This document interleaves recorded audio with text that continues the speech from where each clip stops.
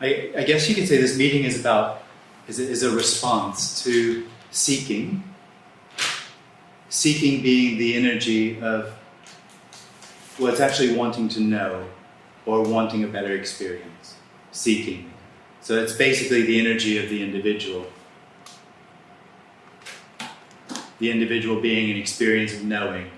And seeking is seeking a better experience, which includes being a good person, having better experiences, trying to know enough to feel whole and complete, trying to make this be what that experience or what the feeling is says it should be or needs to be. Seeking is a response for the individual from a sense that this appearance isn't good enough. It's not the way it should be. There's something missing or something that needs to happen. And so seeking is an effort to bring that about, to make that happen, to make this what that seeking energy feels it should be.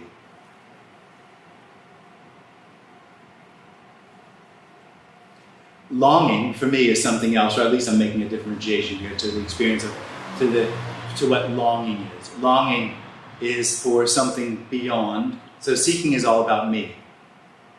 It's all about what I want or what I feel or what I know or what I don't know. It's all about me. It's all my reality. Longing is a longing for something beyond me. Seeking is only interested in seeking and finding something for itself. Longing is longing for the end of seeking. Longing is something beyond what I can do, a better experience. Longing is beyond the need for more for me. And in a way, this meeting is about both. So if there's a seeking energy, that seeking energy, you could consider it's experienced as, I know. So I'm sitting in the chair. I'm sitting, I'm hearing, I'm listening. What's happening is for me or isn't for me. Whatever's happening is happening to me as a positive or negative. That's me. That's seeking. And seeking includes seeking for more money, more sex, more food, more, just more. Basically, in the end, you can take down seeking to knowing. Because all any system can do is add knowing to it. The experience of having a good experience is a sort of a knowing. Having realizations or spiritual experiences is more knowing. Having a big house or more money or a better girlfriend or a better boyfriend is another knowing. This is just all knowing. So that seeking comes out of knowing and is knowing. It's all just knowing. That's all it can do. Longing is on some level the recognition that seeking never ends. That seeking is never fulfilled. Seeking is just never enough. Now, seeking doesn't get that. Seeking is knowing, and knowing engenders or creates or is the experience of needing more. Longing is a longing for something beyond that.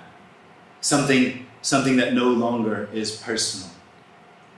And so this meeting, I guess you could say, is about exposing the seeking energy for the hopelessness that it is. Because knowing is all it has, and knowing is the need for more knowing. So it's a hopeless endeavor. Seeking never ends. Seeking goes on and on and on. And longing is longing for something beyond the next experience. Longing for something that isn't only about me getting more or having more. The seeking energy arises for no reason. Nobody does seeking. Seeking arises out of a contracted energy in the body that says, I know.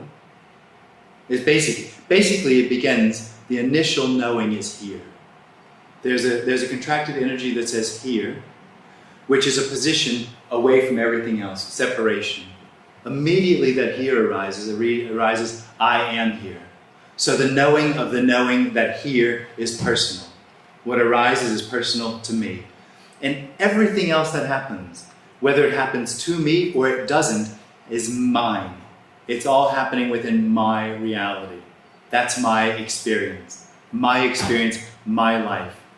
And that knowing experience, being separate from everything else, has a sense of dissatisfaction to it, has a sense of the need.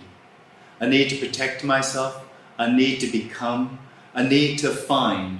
And really what's longed for, not by the seeking energy can only look for more. What's really longed for is the end of seeking.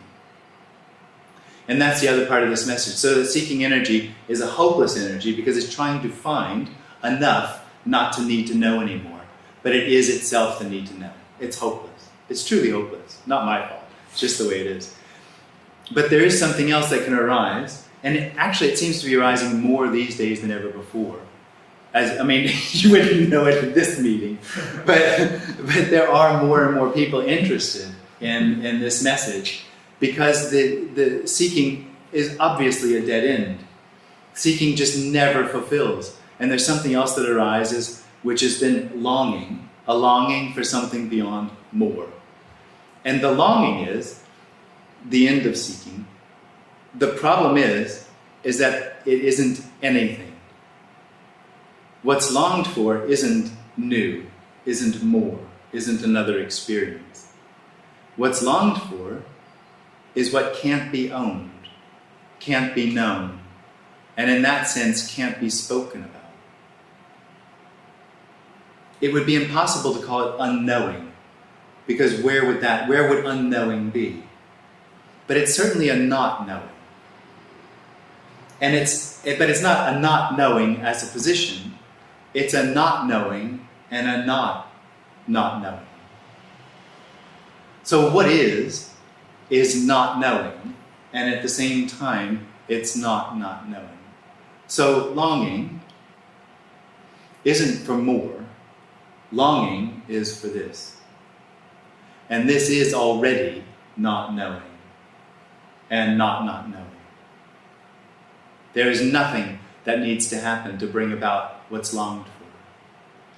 It just is completely unsatisfactory to the need of seeking. To the need of seeking, to the need of knowing, this, not knowing and not knowing, is absolutely nothing. It's meaningless. It's pointless. It's valueless.